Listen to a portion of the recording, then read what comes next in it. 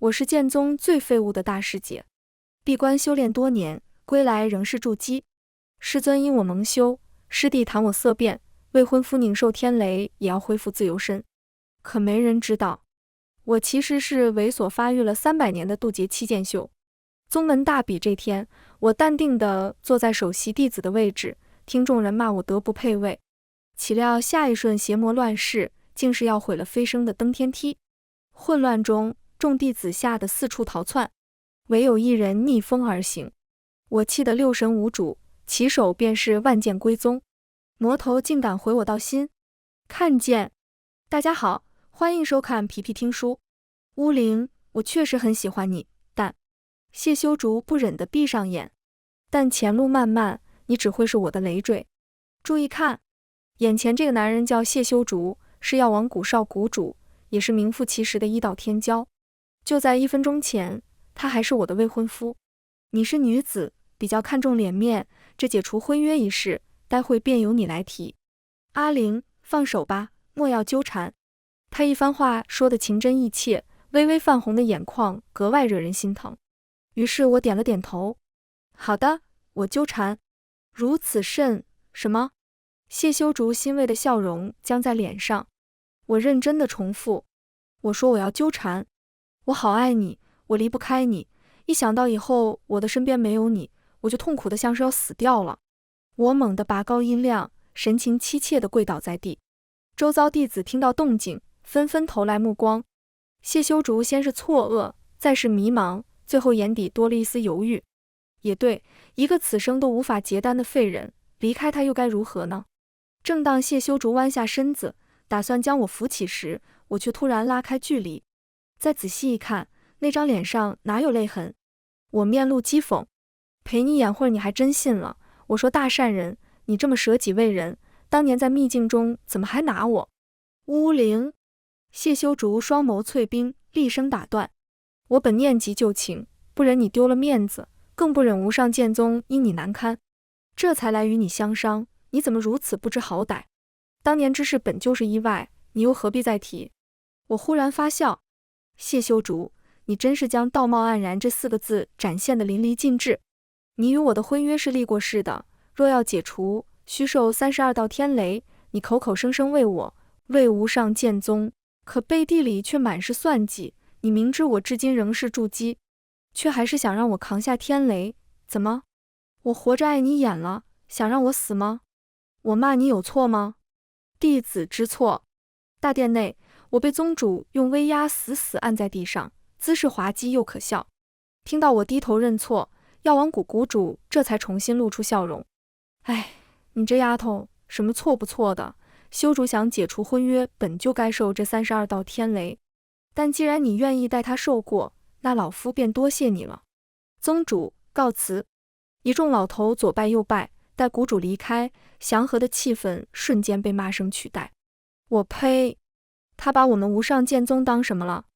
想来就来，想走就走，又不是当初他要往谷求着咱们定下婚约的时候了。哎，那能有什么办法？如果今天被退婚的仍是那年的剑道天骄，我就是和他拼命也要撕了他那张老脸。但是啊，今时不同往日，为了如今的巫灵和药王谷割席，划不来啊。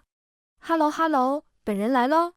是的，没错，巫灵就是曾经的剑道天骄，7岁入宗，8岁练气，12岁筑基，领悟寒冰剑意，15岁与药王谷少谷主一见钟情，定下婚约，21岁引来18道天雷，凝出至纯金丹，23岁受药王谷委托，带领一众医修进入炼魔秘境，采取9转金莲，却被谢修竹误关在魔阵中，魔气侵体，丹碎，修为尽废。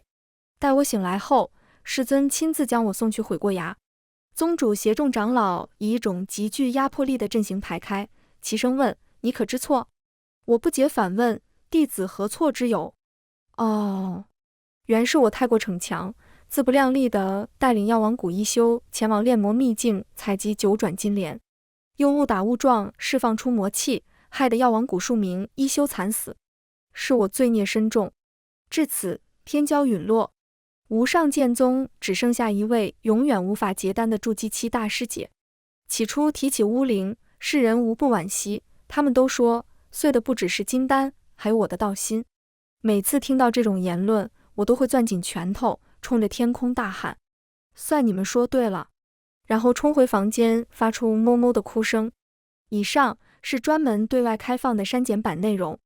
因为道心破碎的当晚，我便寻到了新的道，重塑金丹。恶人因我弱小而欺我辱我，那我就弱给他看。天才不好当，那我就当废材。修狗道，问青天。其实得知我修为尽毁后，谢修竹曾来找过我，他跪在我门前，痛哭流涕地说他到底有多害怕，才会误把我推进魔阵。可我太恨了，若不是宗主怕我提剑冲去药王谷报仇，在我身上下了禁制，我定是要出去将他砍个稀巴烂。再后来，谢修竹也没了耐心，他不再来我的院子，不再忏悔，那流水一般的赔礼也送往了别处。甚至我还听见几次他当着剑宗弟子的面，大言不惭地原谅了我无意中害了药王谷一休的罪行。好在修狗道最擅长的就是忍，这一忍就是300年。半月前，我终于摸到了渡劫期的门槛，而我悄无声息解除禁制的第一件事，便是蹲在药王谷附近套麻袋揍了谢修竹38回。每次专挑他行一下真的手锤，但药王谷修的是活人肉生白骨之法，修复经脉更是不在话下，所以至今我也没能让谢修竹尝尝天才陨落的滋味。不过又好在我修的是最擅长忍的狗道，你看，这不是忍着忍着机会就来了吗？喂，你听说了没有？那个废物要和谢修竹解除婚约。哈哈，好蠢，他不会以为自己还能找到更好的吧？走走走，看戏去。演武场瞬间涌入大批弟子，我独自站在试炼台中心，听着脑中宗主的传音。阿灵，身为无上剑宗的弟子，应当以宗门为先，所以只能委屈你了，你不会有怨言吧？我用心声回复，当然不会，因为我知道有的人就像剑，有的剑也很像人，人像剑，剑像人，所以人就是剑，剑就是人，故此人剑合一，成了剑人。端坐在看台上的宗主身形明显僵了下。你骂人？我摇头晃脑，非也非也，咱是剑修，骂也是夸。可能是我情商太高了，宗主还想继续和我聊。但这时谢修竹已经拿着婚书到场，围观弟子顿时激动起来。毕竟天骄和普通修士是有弊的，平日里难得见面，道法上更是望尘莫及。谢修竹走到我面前停住，攥着婚书的手抬起又放下，来回几次，可算是表演够了深情，这才将其展开。阿灵，300年时光荏苒，我们终究是走到了尽头。谢修竹有些哽咽，他取下腰间的玉佩，这是订婚信物，物归原主。我沉默接过，也从袖口掏出一块灵玉归还。谢修竹神色复杂，就是不知几分真几分假。日后若是有难，尽管开口。我垂头抹泪，道了声好，随即便逼出心头血，注入婚书。转瞬间，天空乌云密布，云层中隐隐有雷声轰动。我看向谢修竹，催促道：快点，到你了。见此，他也不再执着于立深情人设，抬手一挥，血滴飞出。按照原流程，谢修竹现在就应该离开演武场，让我独自一人承受这32道天雷。可此刻他却惊恐地发现自己动不了了，无论念什么口诀，掐什么法术，身体就是纹丝不动。轰隆，一道泛着紫光的闪电劈下，演武场内的结界立即将我2人笼罩其中。谢修竹彻底慌了，他是医修，这些年来专攻医术，连自己突破的雷劫都是父亲找人扛的。这32道天雷若是打在他身上，恐怕下场比我这个废物好不了多少。慌乱中，他只顾着给父亲传音：爹，救我，却忽略了站在他背后的我周身瞬间拔起的威压。如果他能捕捉到那一丝极快消逝的气息，便可以知道头顶的天雷根本不是什么毁坏婚约的惩罚，而是我晋升渡劫期的雷劫。爹，我出不去了，你快想想办法。谢修竹不停地抬头望天，急得再也维持不住形象。结界外，一堆老头吻了上来，可还不等他们有所动作，那狰狞的雷火已经闪着紫光劈了下来。爹！随着谢修竹的一声呼喊，演武场漫起滚滚浓烟，所有人的视线被阻隔，只能听到我和谢修竹此起彼伏的惨叫声。可笑的是，这结界是无上剑宗500年前飞升的老祖布下的，在场竟无一人能够破开。轰轰隆隆，半个时辰过去，这惊天的雷劫终于平息，结界消散在空中。我和谢修竹就这样乌漆嘛黑、破破烂烂地出现在众人眼前。修竹看着儿子这副样子，药王谷谷主只感觉自己的心都要碎了。可接下来，弟子的窃窃私语声更是狠狠扎了他一刀。好惨！果然和那个废物沾上关系就要倒霉。你小声点。不过谢修竹不是合体期吗？就算这雷再凶，也不至于把他劈成这样啊！看着比巫灵还要惨点。嘘，我之前就听说过，他的修为都是用丹药堆出来的，水分很大啊。啊，那这样的人也配被称为天骄？都给我住口！同样听到弟子八卦的宗主脸色也很不好看。谷主，我已备好治疗室，修竹伤势要紧。他讪笑着目送药王谷谷主离开，心中却将对方的祖宗18代骂得满天飞。若非药王谷是当今唯一的一修势力，他又怎会如此低声下气？都给我滚回去修炼！待人群散去，我从碎石堆中爬出，感受着体内流转的精纯无比的内力，我乐得合不拢嘴。成了！进阶的百道天雷，谢修竹替我受了一半，性价比点满了。按照我的修炼速度，最多再苟300年，便能踏上那飞升的登天梯。到那时，什么狗屁药王谷，狗屁无上剑宗，便再也限制不了我分毫。我也定会将过往忍下的种种屈辱100倍奉还。谢修竹伤得很重，我肚子笑得好痛。仇人微死，我微爽，美哉美哉。很快便到了500年一届的宗门大比。所谓宗门大比，就是将全天下的宗门召集在一起，让各道天骄、各路天才聚在一起，决出当之无愧的修真界第一。我到场时，比赛场地内已经乌泱泱围了一圈人。好不容易挤上前，探出头听到的第一句竟是关于我的。魏蜀，你就是个小人，怎么我跟旁人提起巫灵师姐就没事，让你听见就不行？外人看不起她也就算了，你还敢嫌弃她？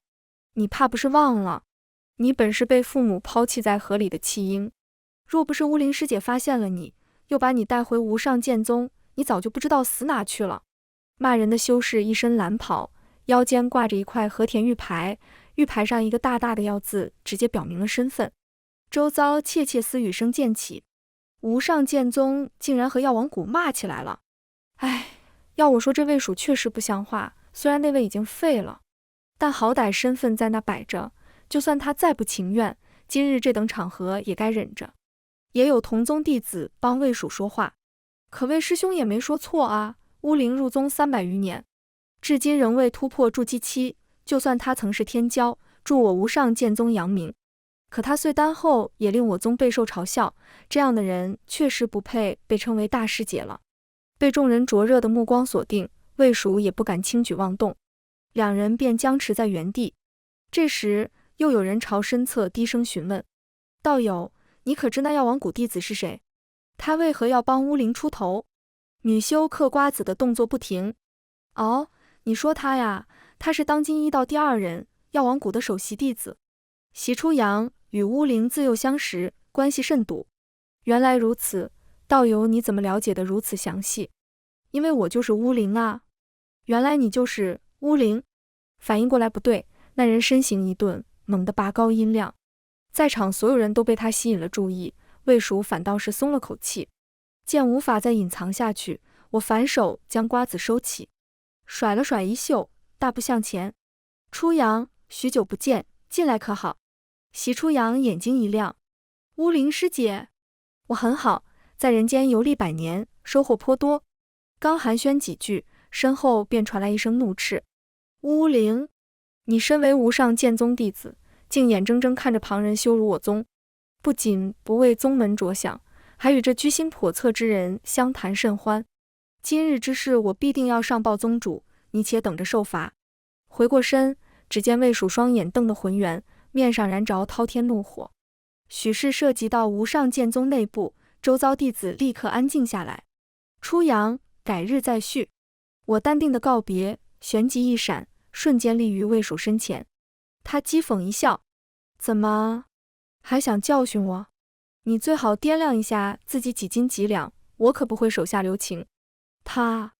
魏蜀狠话还没说完，便被我扇偏了头。似是没料到我真的敢动手，他有些错愕，随即便眸光狠厉地唤来本命剑。我丝毫不慌，抬手取下腰间木牌。我乃无上剑宗第一弟子，掌有规训弟子之权。魏蜀性格跋扈，当众为难药王谷弟子，我待宗主刑罚。魏蜀，你可有异议？魏蜀拔剑的手顿住，表情难看极了。对于无上剑宗的弟子而言，见此令牌如见宗主。自丹岁后，多少人奚落我、嘲笑我，我都一笑而过。他们自然忘了我手中还有这第一弟子的令牌。可今日不一样，老友在场，我要面子。魏蜀恨恨咬牙，凑近低声道：从前那些人指着鼻子骂你，你不也没什么反应？怎么一到我这，你就这般较真？较真？原本还在犹豫的心彻底冷了下来。我轻轻地笑了：师弟，你当真以为我不知道你这300年来的小动作吗？魏蜀神情一震，浑身汗毛倒竖。我眸光一凛，猛地拔高声音：魏蜀，你为何要带领全宗孤立我？我为无上剑宗鞠躬尽瘁，你为何要带领全宗骂我是废物、累赘？你屡次在宗内散播宗门因我被外界嘲笑、因我蒙羞的言论，究竟是你想要羞辱我，还是确有此事？如若有，今日天下宗门齐聚，请你指出罪魁祸首，我定要求宗主替我讨回公道。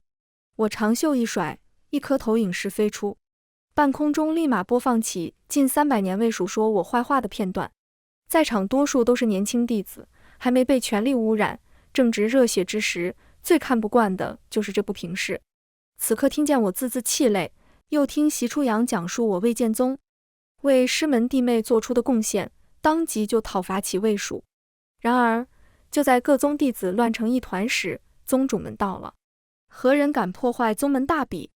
弟子们见到自家宗主，三言两语便将刚才发生之事说清，还乌灵师姐公道。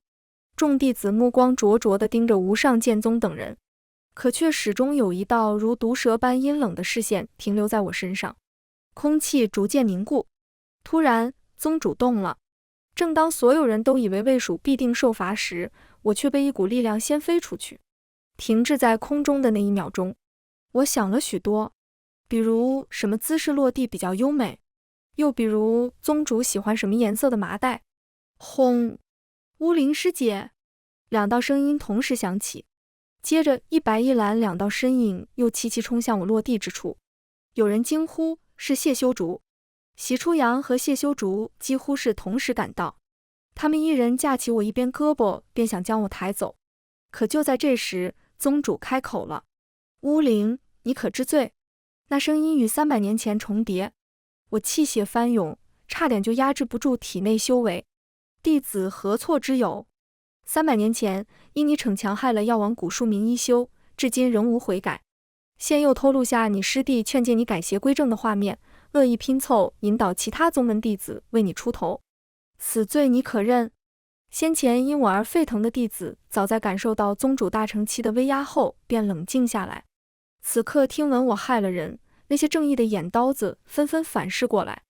宗主唇边的微笑机不可察，可我却清晰无比地看到了，他一直在挑衅。我扭头看向身侧的谢修竹，察觉到我的目光，他的脸又白了一分。右边的席初阳在自家师尊的注视下，也默默松开了我的胳膊。不远处，宗主与众弟子虎视眈眈，药王谷等人也面带微笑地盯着我，气氛沉重且压抑。宗主威压更甚，再次问道：你认还是不认？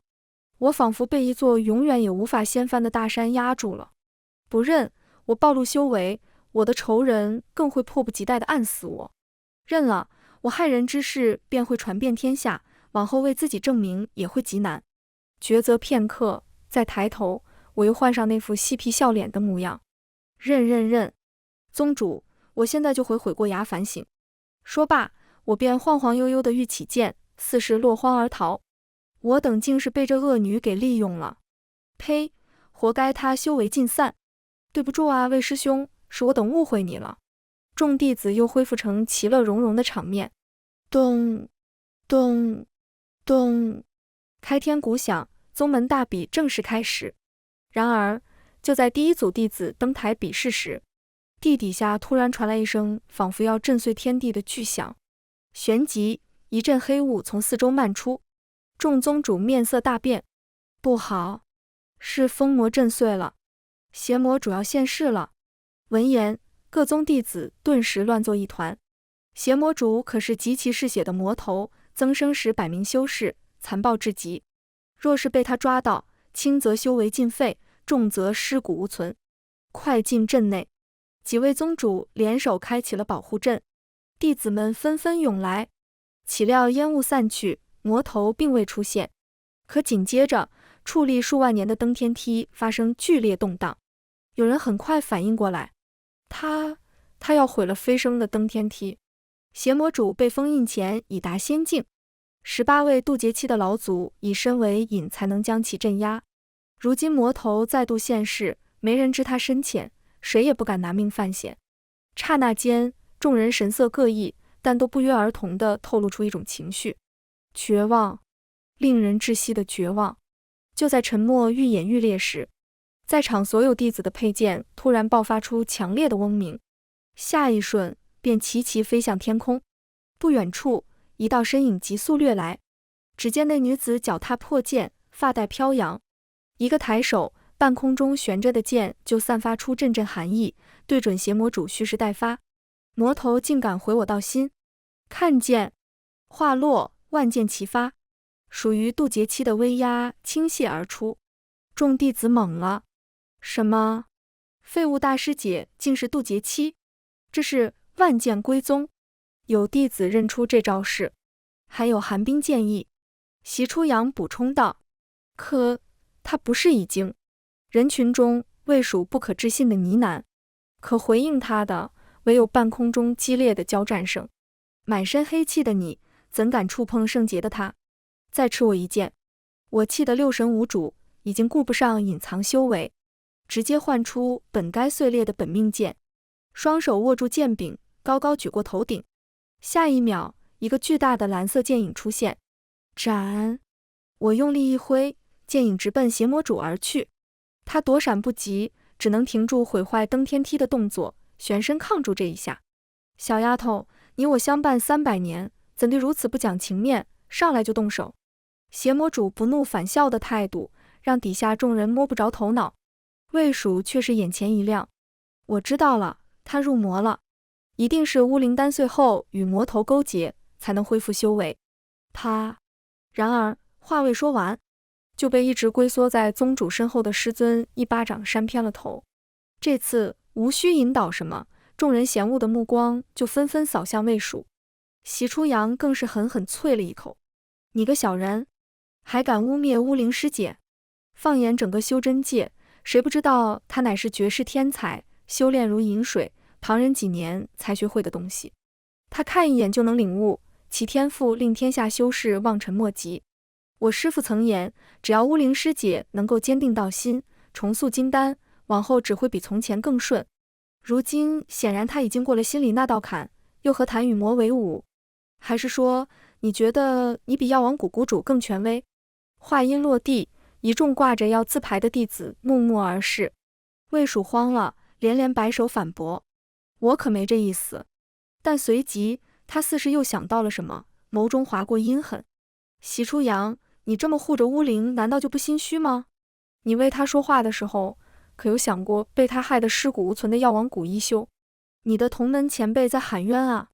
此话一出，剑宗众长老与药王谷谷主等人皆是脸色大变。他们瞥了一眼在天上打得火热的我，谢修竹强装镇定地走出来：魏蜀师弟，我早就说过，此事莫要再提。巫灵从未故意害过任何人，一切都只是一场意外。魏蜀又懵了，因为他刚才说的那些都是曾经从谢修竹嘴里传出来的。哈哈哈哈哈哈！就在这时，漫天黑雾中传来一阵狂笑。众人定睛一看，邪魔主正捏着我的脖子，戏谑地盯着谢修竹。你这小子的心倒是比魔修的心还要黑，就是为人太不坦荡。明明当年是你唤醒了我，把这小丫头还有一堆老头推进我所设阵中，如今怎么还不承认了呢？下一瞬，众人眼前一黑，待眼前恢复清明，已然身处炼魔秘境之中。剑宗宗主大惊，他已是渡劫中期，邪魔主竟能让他没有丝毫察觉地将众人带到秘境。难道数千年镇压不仅没削弱他，反倒让他实力大增？宗主情不自禁地将心中所念道出，众弟子顿时崩溃不已。可随后角落便传来一声嗤笑。宗门大比的场地就在炼魔秘境上面，邪魔主在此蛰伏多年，已然形成半玉，自是能为所欲为。所有人循声看去，只见我不知何时换掉了那身被黑雾缠绕的衣服，此刻正舒服地躺在早先修炼放置的寒冰床上，吃着刚才在比试场地顺来的葡萄。经我解惑，弟子们立即想起了邪魔主所言。有人问巫灵师姐，那邪魔主说的可是真的？不等我回答，宗主突然拔剑。谢修竹，是谁给你的胆子，欺瞒我无上剑宗多年？剑尖在谢修竹的喉咙前堪堪停住。药王谷谷主脸色骤变，连忙拉着谢修竹后退。你……谷主只蹦出一个字，就像是被封住了嘴巴。两人僵持半天，最终谷主缓缓松开了抓着谢修竹胳膊的手。修竹，为父从没想过你会做出这种事。谢修竹不可置信地瞪大了双眼。左看宗主的剑蓄势待发，右看父亲已失望闭眼。他像是疯了，突然大笑起来。这出狗咬狗的戏码看得我很是舒爽。我能理解谢修竹的心情，他可能从没想过自己明明是按照吩咐办事，怎么就落得个这样的下场。可被刺者中被背后刀所斩，我那年也是这样笑的。宗主眼神一凛，抬剑便要刺入眼前人丹田。谢修竹无力地闭上眼，可下一瞬疼痛不曾袭来，反倒是身前响起两剑相撞的声音。他睁开眼，入目是一柄冒着森森寒气的剑。宗主猛地回头，阿灵，抬手剑回。我面无表情地开口，宗主莫要着急，反正我已经蒙冤300年了，也不差这一时半刻了。眼下解决邪魔主要紧，至于当年之事，带出去后再做决断，断不能再冤枉一个好人。秘境中没有光源，仅靠富裕的弟子拿着夜明珠照明。此时听我开口，那些拿着夜明珠的手便靠近了些，然后宗主、长老、药王谷谷主等人就看到我泛着幽幽绿光的眼睛一一扫过他们，当然也别放过任何一个坏人。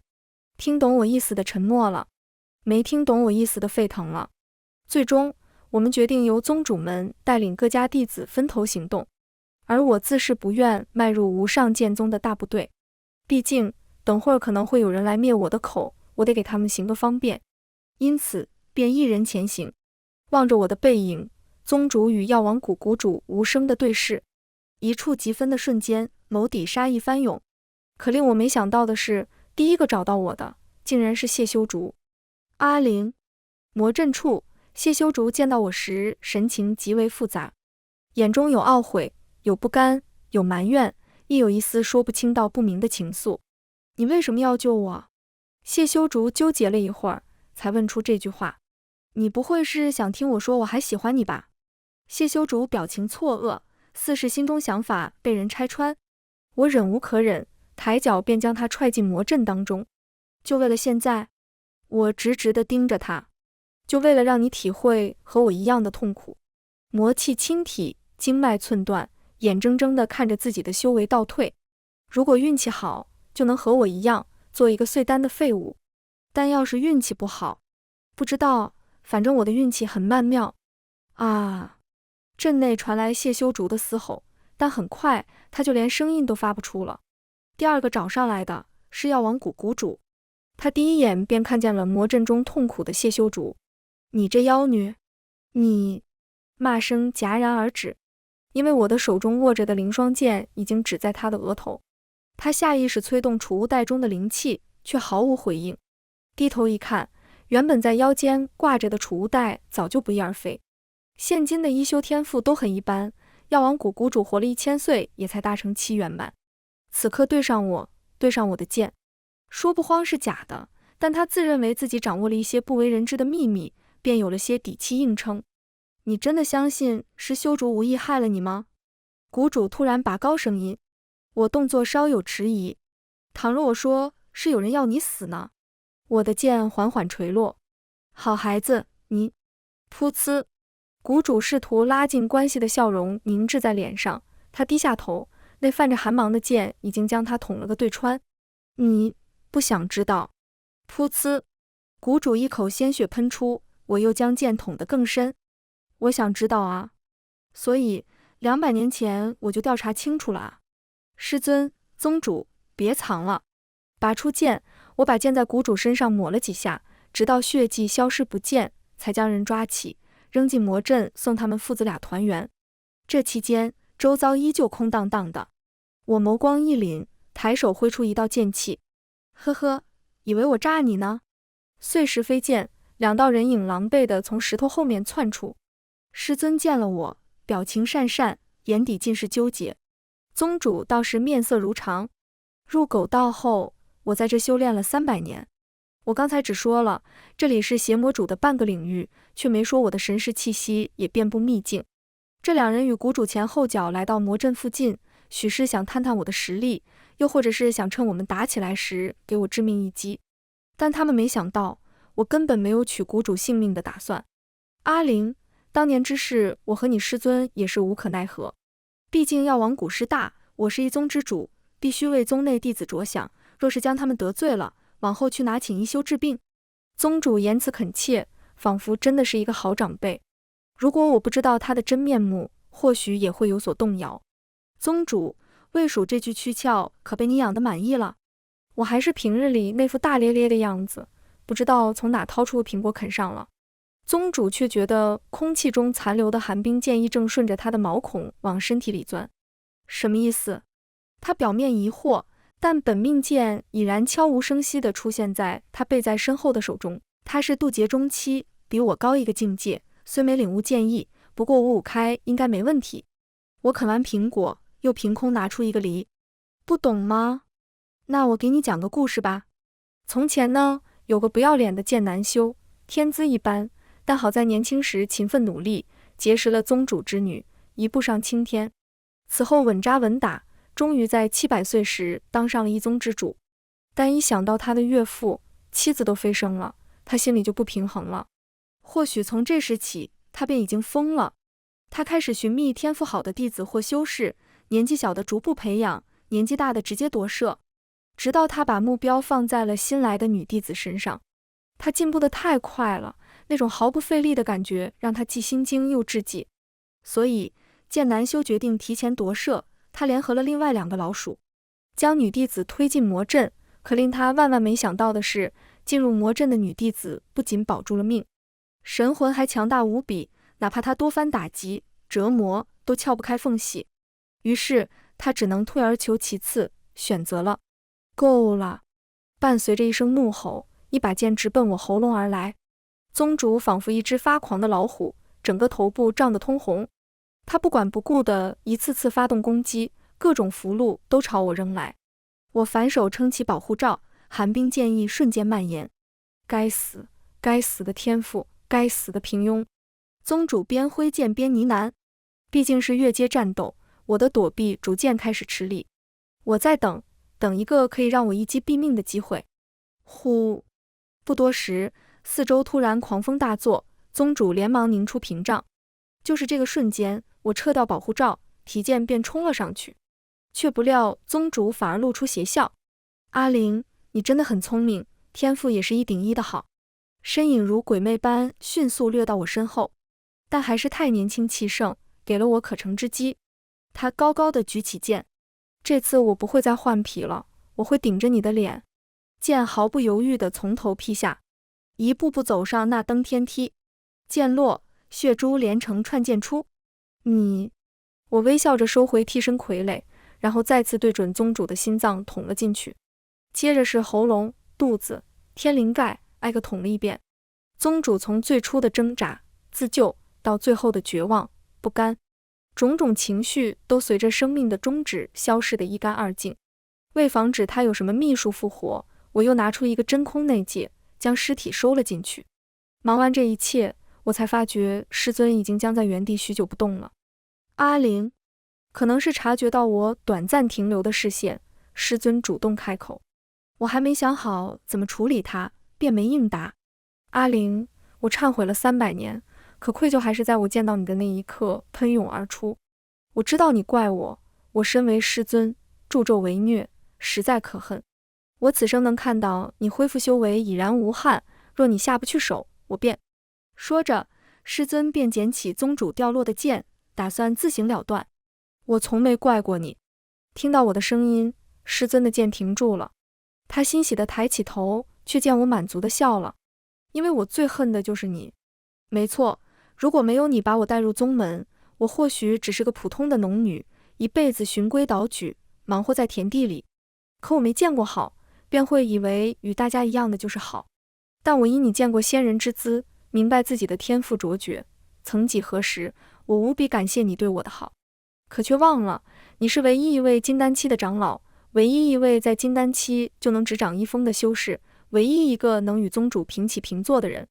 而这一切都只是因为你有一个天骄徒弟，你把我带进宗门，任由我大放光彩，享受着我来带的好处，却无视我的求救，随便他人欺我辱我，让我从巅峰跌至淤泥。谢修竹害我是父命难违，药王谷主害我是利益交换，宗主害我是邪念作祟，唯有你是那个没有得到任何好处，轻飘飘的就抛弃掉我的人。我无法控制的怒吼，双目酸胀无比。凌霜剑似是察觉到我的情绪，寒冰剑意瞬间迸发。不过眨眼，周遭便已经挂上一层厚厚的冰。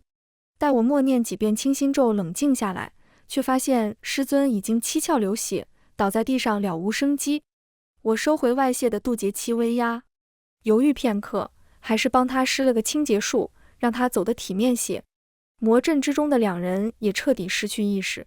我放替身傀儡进去探查，就发现两人连丹田都碎了，往后莫说修医道，就算做个普通凡人，怕是也活不长远了。哈哈哈哈，小丫头，我果然没看错你，心狠手辣，没有正道的伪君子做派，真乃当之无愧的天骄。看了一出大戏的邪魔主被烟雾卷着现身，然而不等我反应，他便话锋一转。不过你们宗主说的没错，你还是太年轻气盛了，眼界太浅。若是你愿意化干戈为玉帛，三人联手对上我，兴许还有胜的机会。但如今，哈哈哈哈哈！邪魔主又笑起来。被压在秘境中数千年，他早就有些疯癫了。我佯装恼怒：你这魔头，怎么言而无信？明明是你说，只要我将众人带进秘境，你不仅会帮我证明，还会回到魔界，再也不为祸苍生。邪魔主用一种看白痴的眼神看我。你都知道我是魔头，还要跟我讲诚信啊？我被他对得哽住。见状，邪魔主也不再废话，他的眼里满是兴奋，轻轻挥手，黑雾就将我整个人包裹起来，一点一点吞没。哈哈哈哈哈！正道，终究是我赢了。是我。正当邪魔主想要炼化整个秘境的修士作为他破关的养料时，身子却倏然顿住了。只因秘境中空空如也，除了魔阵附近的几人，再无声息。人呢？修士呢？灵气呢？他的超大号补品呢？他错愕地调动雾气搜寻修士踪迹，可无论找了多少遍，都是空的。哈哈哈哈哈哈哈！老登，我果然没有看错你，又老又蠢，难怪被关了几千年。邪魔主猛地回头，就见原本应该被黑雾吞噬的人正倒挂在洞口，冲他比中指挑衅。是你搞的鬼！我沉默。你把人都弄哪去了？刚才是我跟你开了个玩笑，只要你把人带回来，我一定履行约定。邪魔主压住火气，耐心重复。我继续沉默。哼，小丫头，你别敬酒不吃罚酒。这次我主动打断他。换个好处，我不会喝酒。这下，就算是邪魔主再蠢，也反应过来我在耍他玩了。随着黑雾翻腾，他身上、脸上的皮肤缓缓撕裂，就连眼白与头皮都未能幸免。不过眨眼间，那诡异的黑色纹路就遍布了他全身。很明显，他要开大了。邪魔主摆出排山倒海之势，阴毒的目光死死锁定在我身上。小丫头，今日老夫便教你，逞口舌之快是要丢命的。话落，黑雾化作无数毒针铺天盖地袭来，我却纹丝不动。那我今天也告诉你一句话，跟不上时代的老登注定是要被淘汰的。轰！毒针落空的瞬间，整个秘境忽然摇晃起来。方才那一幕，换作任何一个当代修士都能认出，倒挂的我不过是由一块通讯石头引而来。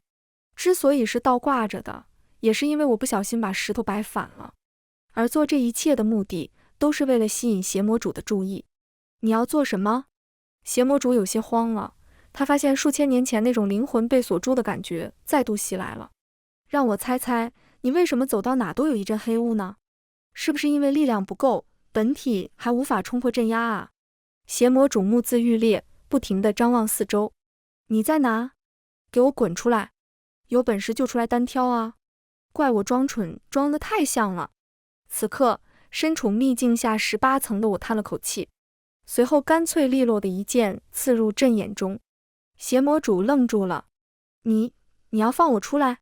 对呀，爱笑的男孩运气不会差。邪魔主又想笑，但又隐隐觉得不对，来不及细想。下一瞬，本体与神识融合，邪魔主刚迈出一步，啪叽，双腿绵如雪，柔如水，仿佛奶油化开般丝滑地跌坐在地。邪魔主懵了。没事，你躺了几千年，现在这种情况是正常的。别害怕，你很快就能继续躺着了。邪魔主的表情逐渐转为惊恐，他想求饶，可却连嘴巴都张不开。巨大的蓝色剑影再度浮现在空中，我歪头浅笑。斩！秘境塌了，巫灵师姐还在里面。邪魔主呢？谁输谁赢了？秘境外，众弟子议论纷纷。魏蜀顶着巴掌脸讥笑，巫灵就是个渡劫期，邪魔主可是活了上万年的魔头，巫灵能留下全尸都是邪魔主仁慈了。那一对比我确实不怎么仁慈，如果你很喜欢他，可以进去找找看，兴许能发现一些骨头渣。我甩了甩袖子，又是一巴掌甩过去。有人欣喜惊呼：巫灵师姐！我压了压手，示意现场安静。魏蜀说的没错，邪魔主毕竟是万年老怪，实力强悍。我与无上剑宗宗主本人的师尊，以及药王谷老少谷主联手镇魔，最终险胜。此后世间再无邪魔主。众人立即欢呼。随即我语气一转，但很不幸的是，除我之外，其余4人全部殒命，我也2次单岁，倒退至筑基期。周遭顿时一片哗然，唯有魏蜀的眼睛蹭的一下亮起。初阳，哦不，如今该叫谷主了。药王谷内芳香弥漫，喜初阳身着谷主制服站在我身前，对我这话颇为受用。那还不是要感谢师姐你？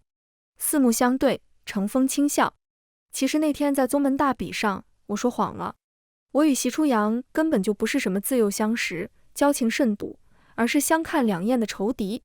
他是药王谷谷主的亲传弟子，阴武双修，天赋极高，但却因出身被什么都不如他的谢修竹死死踩在脚下。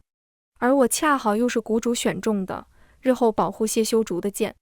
直到我单岁，耗费100年查明真相，一个绝密的复仇计划就此诞生。当初我找上习初阳时，他正在谷主的灵地里偷顶级灵草。也正如我所料，他在听我道明来意后，便毫不犹豫地点了头。后来他问过我，你怎知我不会告密？我只是笑了笑，并未作答。习初阳永远也不会知道，敲定合作后，我整整跟踪了他30年。这期间，他但凡透露出一丝异样的情绪，我的灵双剑就会捅遍他全身。你地里这棵冰草可要好好养着，等我空闲了再来看。饮完一壶茶，我便要告辞。临走前，我不放心地叮嘱他几句。席初阳指着地里被冰封住、当成草药养起来的魏蜀，拍胸脯保证：我办事，你放心。轰！时光荏苒，一晃200多个春秋过去，登天梯又传来巨响，各宗门再次全体出动。那是有人上了登天梯，好像是个女修，没听说谁渡劫期了啊？哎，你新入宗的吧？现在全民修狗道，谁跟你玩名牌啊？是啊，这还是受巫灵师姐的。巫灵师姐，闲谈的声音猛地拔高，那弟子四周皆被吓了一跳。其他人正欲指责，就见那弟子指着登天梯，嘴唇颤抖个不停。众人循着他指的方向看过去，接着异口同声道：巫灵师姐。我似有所感，朝着底下望了一眼，嘻嘻，不好意思啦，狗到极限了，姐要飞升了。全文完，皮皮听书感谢您的观看，我们下个故事再见。